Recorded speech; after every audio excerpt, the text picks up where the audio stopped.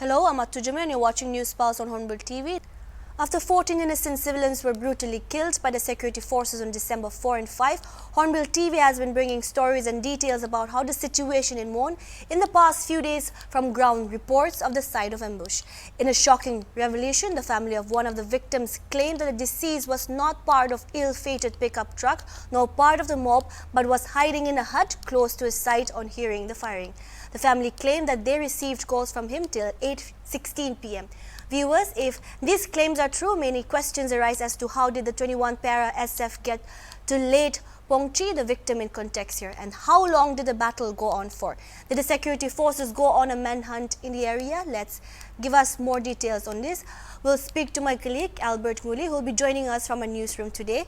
So, Al, could you please give us more details about this incident, about these claims? Hi, Atu. It's very interesting that amid the confusion and the media space that is being given to the incident in Mon, a new revelation has come up, and I think it is very disturbing because this one involves an action that is not being put together with what happened in the first instance and in the second shootout too. Our TV talked to one of the relatives of the victim, and what they told us was disturbing. Let's just call it disturbing. In the first instance, there was this boy. So his name has been identified as Pongchi. He seems to be a young boy.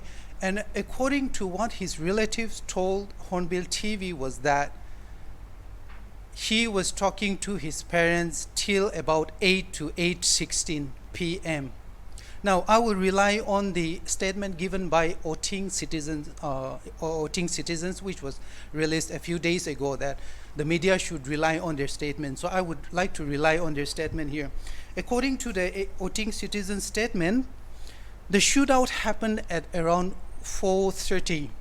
Now, this is interesting because if the shootout happened at 4:30, it means 6 persons were already killed.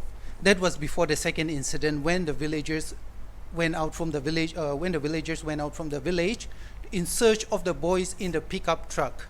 Now, if this boy was talking to his parents till about 8 to 8:16, then I'm just wondering, like, how was he clubbed among those people who were shot dead in the second incident?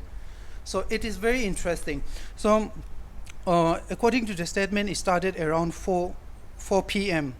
But the boy was still talking to his parents till about 8:16 p.m. So it seems that the villagers in Oting, they were informed that later in the day, they were informed that a boy from Chakpang village, not from Oting or Tiru, but Chakpang village, has been found shot dead. It seems he was found shot in the chest, and he was lying in a hut somewhere. Now, it is disturbing because what the relatives are saying is that the boy was not with the boys in the pickup truck. That was the first incident. And in the second instance, the same boy was not with the group that went in search of the pickup truck, during which about 8 were killed again. In fact, the boy was in a field somewhere a little further away from the spot of the shooting. He was in a hut in a field. So he was not accounted among those who were killed in the first and second instance. This is disturbing. This is certainly a very new angle to the story that we have been covering. Yeah, Atu, back to you. Okay, so like you have mentioned before, there were two incidents of shooting. The first was the ambush, where 6 people were killed, and the second one was when the villagers went to confront the army officials. So yeah. Do you think then those are the only incidents that we are aware of as of now? So why do you think this incident about finding a dead body of a guy shot in the chest in a field, in a hut in the field, why did this never come to light? Yeah, Atu, that's a very interesting question, but I would like to put in here. Take the case the shooting in Oting. Nothing on this scale has been seen in Nagaland during the past 30 years. And this is something which was big news for the media industry and for the people. It shook the whole, it shook the entire country. And when you are talking about a state agency that is involved in the murder of civilians, I think it is very natural for the space of the media to be given to this incident. So when you're in the middle of political statements, condemnations, when you're talking about police investigations, when you're talking about the anger of the people that has been affected by the shooting, then I do not really think that we would give that much attention to the smaller details, attention to the more complex details of the case. For example, the boy being found somewhere in a hut further away from the spot of the incident. So I think the whole media rush, the whole news rush since the incident happened somehow took the space of attention away from the case regarding the boy who was found shot dead in the hut. As we know that investigation is still going on in this matter, do you think this will bring any changes to the narratives?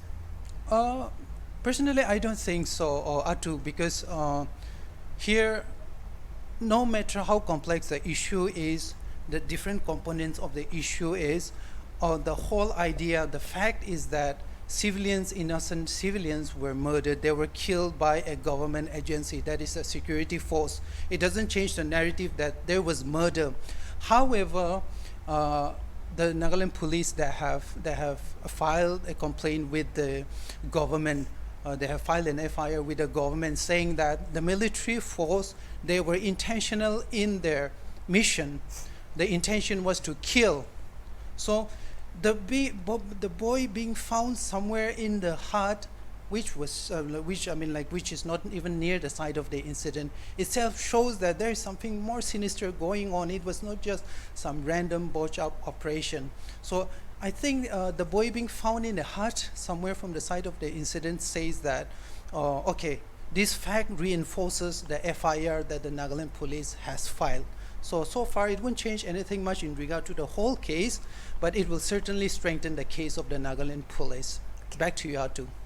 Thank you so much for joining us today, El. Thank you, Atu.